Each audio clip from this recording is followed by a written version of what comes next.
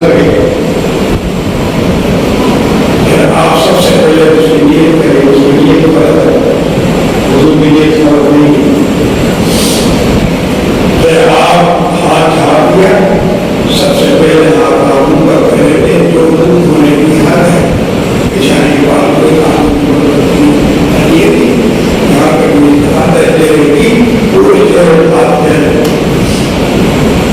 Number دو، دوبارہ کریں کہ آپ پوری بات کو اچھی طرح سے پوری سب نکال دو، اچھی طرح سے سمجھ لو، آپ یہ آپ کا تیمم ہے، پاؤں دھونے کی ضرورت نہیں ہے، کٹی ڈالنے کی ضرورت، منہ میں ڈالنے کی ضرورت نہیں ہے، ناک میں ڈالنے کی ضرورت نہیں ہے۔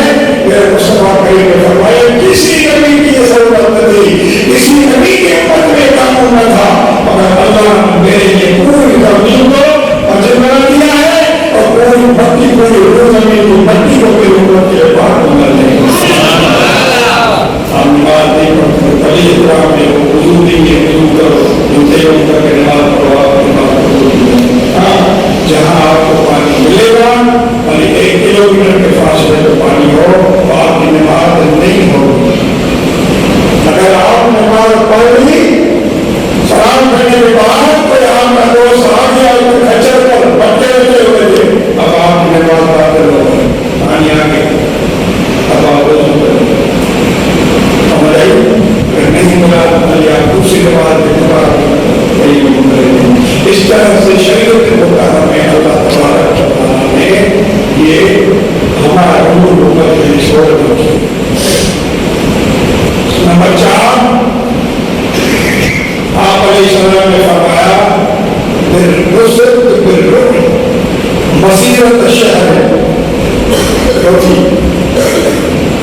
دوسری بات یہ ہے کسی نبی کو نہیں ہوئی، رب نے مجھے ایسا وعدہ دیا ہے 1 مہینہ دور کافر کھڑا ہوگا مسافر پر، اور میں ادھر ہوں گا تو 1 مہینے کی مسافر پر ہوگا، میرا رب اس کے اوپر ادھر کر دے گا۔ میں 1 مہینہ مسافر، آپ پیدل چلو گے 1 مہینہ کہاں پہنچو گے؟